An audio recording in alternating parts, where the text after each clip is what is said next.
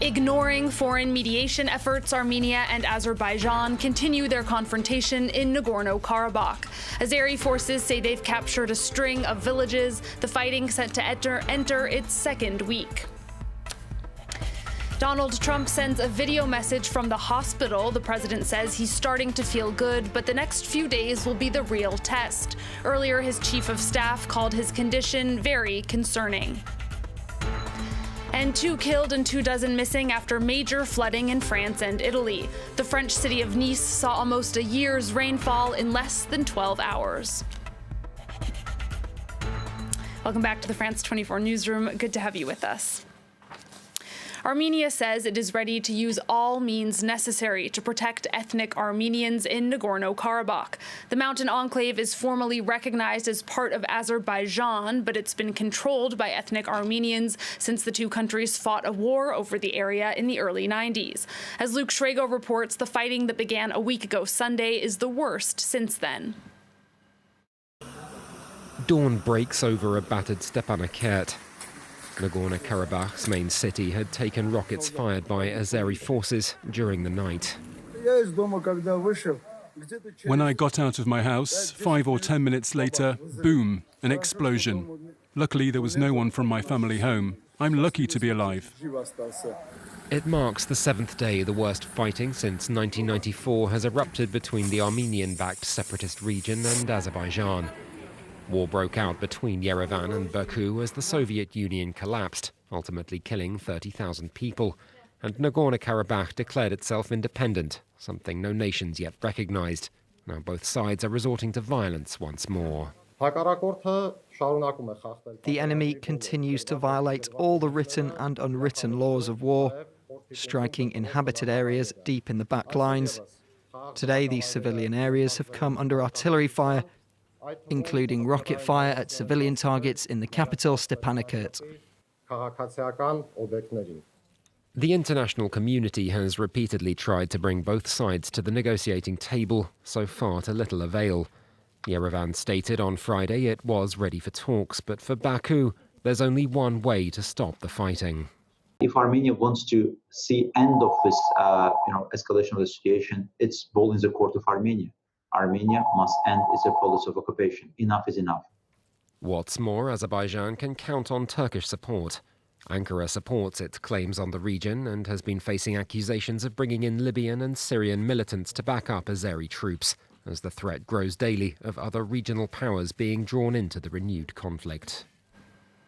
Well, as the fighting continues in Nagorno-Karabakh, Armenia is on war footing. Reservists are being called to arms to support the breakaway Armenian enclave. Gulliver Cragg sent us this report from the capital, Yerevan. Crowds at the military recruitment office.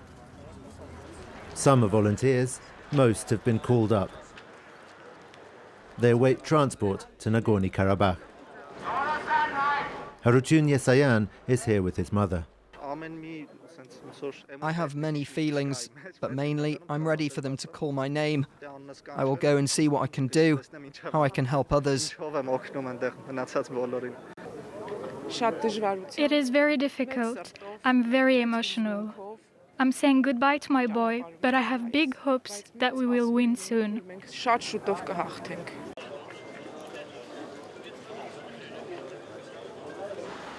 The mobilization in Armenia is not only about signing up for the army. Behind me, these volunteers in the center of Yerevan are collecting food and clothing. We've got canned foods, coffee, potatoes, cucumbers. All the food is here. And over here are the clothes. And most importantly, pillows and blankets. The donations come from individuals and companies. Teams of volunteers sort through them. We send the food to the Ministry of Defence, which sends it to our soldiers. As for the clothes, we collect them for those people of Aktsar who are a bit worried and have come to Armenia for the sake of their security. The flags of both Armenia and Nagorno-Karabakh are very much in evidence across Yerevan, where the war dominates all conversations. The U.S. president sent out an upbeat video message as he prepares to spend a second night at Walter Reed Medical Center. Donald Trump said he's starting to feel good, but that the real test will come in the next few days. The president is being treated for the coronavirus with 2 experimental drugs. Despite positive evaluation from doctors, his chief of staff called his situation very concerning. Donald Trump's diagnosis just a month before the election has led to enormous uncertainty. Yinka Oyatade explains what we can expect if he becomes too ill to govern. With the news of Donald Trump testing positive for the coronavirus come huge questions over the fate of his second-term bid and the last few months of his current mandate. Under the 25th Amendment, if Trump were too incapacitated to be president, he could ask Vice President Mike Pence to take over. If Pence were unable to take the reins, then according to the Presidential Succession Act, the Speaker of the House of Representatives and Democrat Nancy Pelosi would assume the role of president. While this would pose a massive headache for government, the US is not unaccustomed to a transfer of power scenario. Back in 1985, for example, Ronald Reagan, while undergoing surgery, made his vice president, George H.W. Bush, acting president for 8 hours.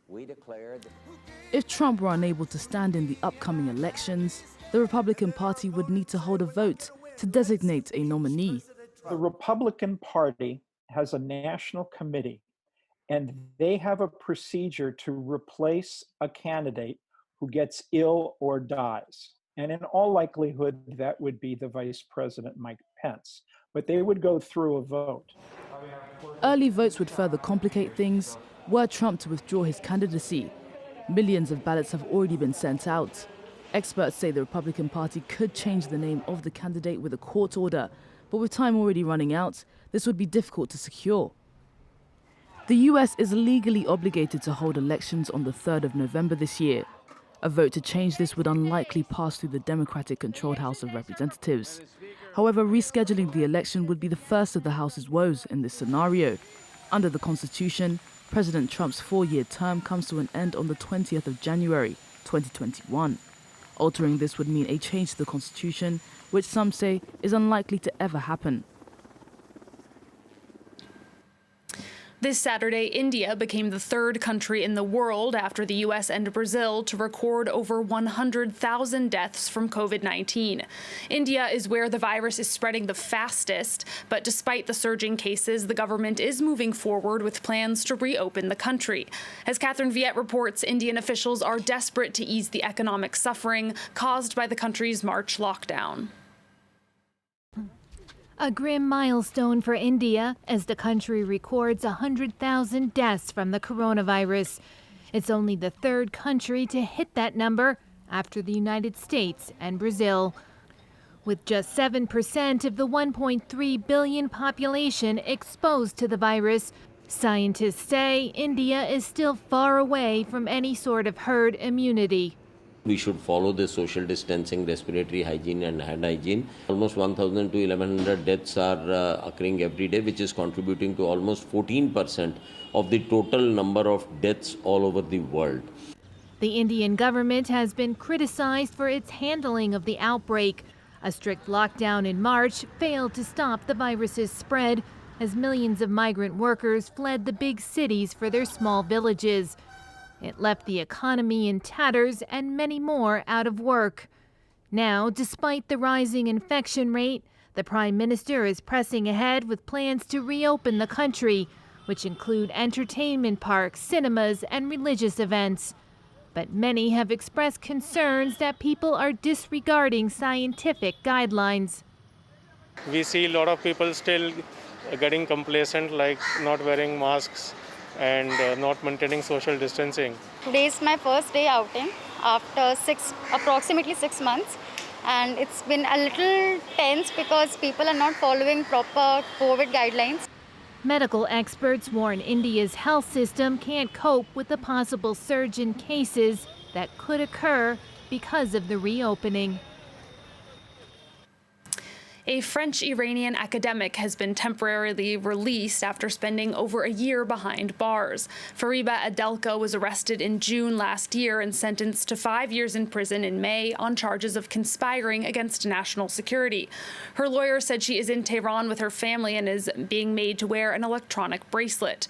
Earlier, France 24 spoke to a member of Fariba Adelka's advocacy group. Didier Péclar told us more about her case. I was arrested on 5th of June 2019 together with Roland Marshall, who was released, as you said, earlier on this year.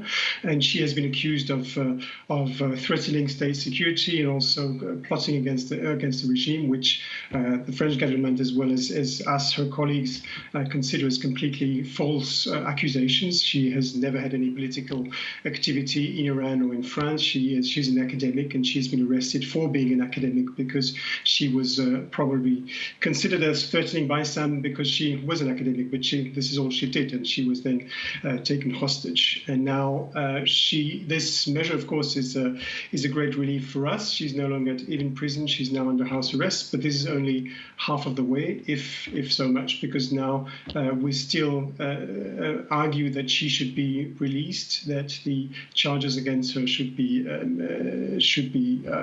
lifted. Basically, she's had a very tough time. The situation in Evin prison was difficult. It was also made more difficult, of course, by the COVID-19 pandemic, which hit Iran very hardly, as you know. She also went on hunger strike at the beginning of the year. Actually started her hunger strike on Christmas Day on 25th of December last year and went on for over 40 days. And she was, of course, very weakened after that. And so now the good news is that she'll be able to get some strength back. Now she's out of Evin, back in her home. But of course, she's under house arrest with an electronic bracelet, which will, of course, limit her possibility of moving. And she's technically still under arrest, of course. Voters in the French territory of New Caledonia have begun casting their ballots in a poll to determine whether or not to remain a part of France. The referendum is part of the 1998 Nouméa Accord, which ended the deadly 1980s conflict between the territory's indigenous population and the descendants of European settlers. New Caledonia already rejected independence once in 2018 and is expected to do so again. Polls close at 6 p.m. local time on Sunday, 7 a.m. GMT. 24 people are missing in France and Italy after 24 hours of record rain in the border region. Flooding has swept away bridges and roads in both countries and destroyed some 100 homes on the French Riviera. The mayor of Nice called it the area's worst flooding disaster in over a century.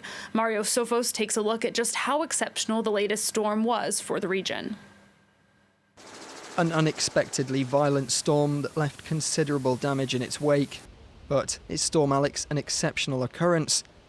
The extremely high level of rainfall in some areas suggests it is, according to this meteorologist. More than 500 millimetres of rain. That's nearly a year's worth in 10 hours. This event is exceptional in terms of its intensity. Experts say that such events are, however, becoming more frequent, particularly in southeastern France. The region is being more regularly affected because the Mediterranean Sea is heating up, causing humid air masses to increase in altitude where they meet cold air masses. This leads to heavy rainfall, which causes waterways to overflow. Now authorities are trying to learn from the lessons of the past. In 2015, torrential rain struck the southeastern French department of Alpes-Maritimes, leaving 20 people dead. Since then, an organisation has been created to better prepare valleys for a storm and to alert residents. Un syndicat qui est bâti pour faire de la prévention avec des travaux sur les berges, sur les rives et en même temps par la pose de capteurs pour faire de la prévention. It's taken 4 years for all the measures to be implemented along this river, the Var, while the nearby Vesubie River is still not sufficiently prepared for a storm. Well, that brings us to the end of this edition, but stay with us here on France 24. We'll have much more news coming up for you soon.